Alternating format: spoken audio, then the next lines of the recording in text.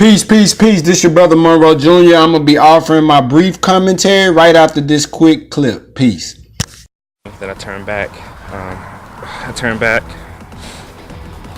and then I heard the gunshot. This freshman student recounting his walk to school this morning that took a terrifying turn. His decision to stop and ask for directions nearly cost him his life. It's our top story tonight. 14-year-old Brennan Walker missed the bus this morning, and when he tried to remember the route, he got lost. That's when he decided to knock on someone's door, and that knock was met with yelling and eventually gunshots. 7 Action News reporter Brian Abel talked with the Rochester High School freshman and his mother tonight. And Brian, first off, he's okay? He is okay. The man actually missed as Walker was running away. Now, this all started when Walker missed his alarm, and he says that this is where the bus, it comes down, it loops around, and it comes back. So he started walking up this street to try to redo the route, but he wouldn't make it to school, and now his family is questioning if race played a role.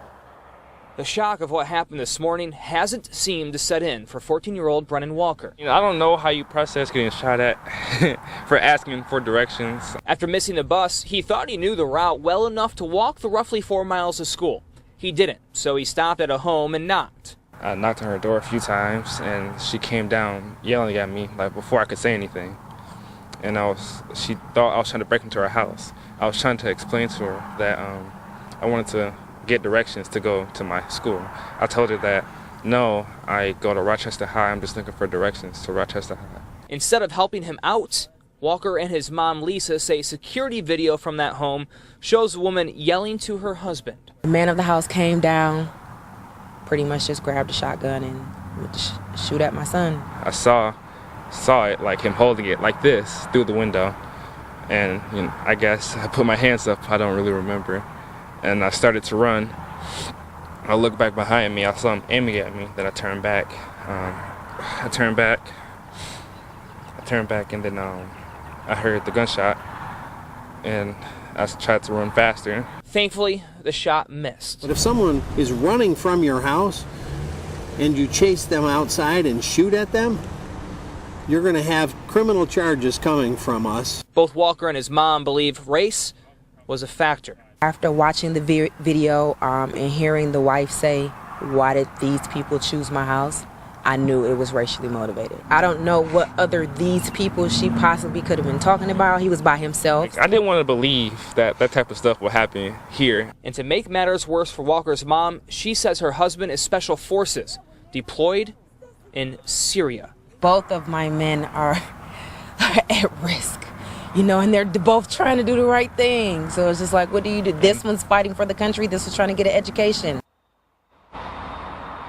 And Oakland County Sheriff Mike Bouchard says the man who pulled that trigger, he is in custody tonight.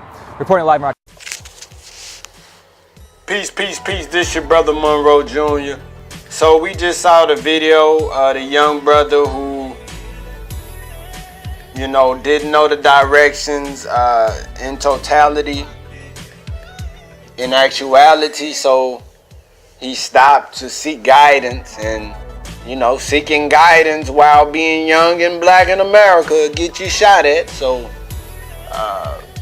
all praise be to our creator, man, that the young brother didn't get hit with the shells, hit with the bullets, from the gun, from the shotgun. And man, it's a trip. The white man, they didn't hit him with attempted murder, hate crimes. See, when it's us though, they stack the deck of charges on us. So this man is only potentially gonna do 4 to 10 years. And then he'll probably get out early. And in the court, he's a retired firefighter. He played the sympathy card, said he had full remorse and regret over the incident, and told the judge he wished there was something he could change. But because the judge is his white brother, he's going to show compassion towards him. And he apologized to the family for his actions. And he said he knew it was wrong. And talking about he did a lot of soul searching. That's between him and our creator at the end of the day. But, he tried to take that young man's life. You know what I'm saying? So, really, he should have a harsher sentence. But that's the white privilege, that white people that they receive on a day-to-day basis. But I just say this, brothers and sisters, let us all strive to, and excuse me, let me just backtrack. That shows us that, look, it looks like they stay in white suburbia, right? In the suburban area, a little nice suburban area somewhere. So that shows you, to all those blacks that think just because you stay in white suburbia that white supremacy will not afflict and affect you. It'll get you when you least suspect it, right? And look at the potential ramifications of that young man's life was in jeopardy of being taken, but the creator allowed our young brother to pass through the valley of death, right?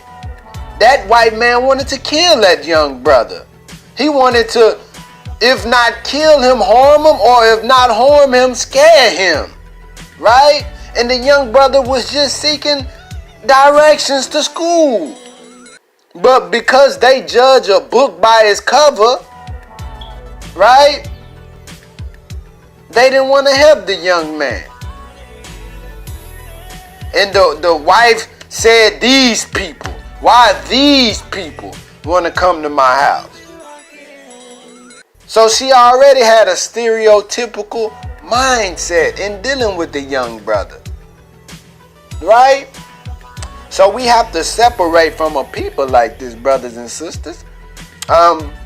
If you haven't supported the Economic Blueprint, you can go to economicblueprint.org, spearheaded by the Honorable Minister Louis Farrakhan. Donate. We're asking for 30. We're trying to get millions of people donating 35 cents a week, brothers and sisters. 5 cents a day.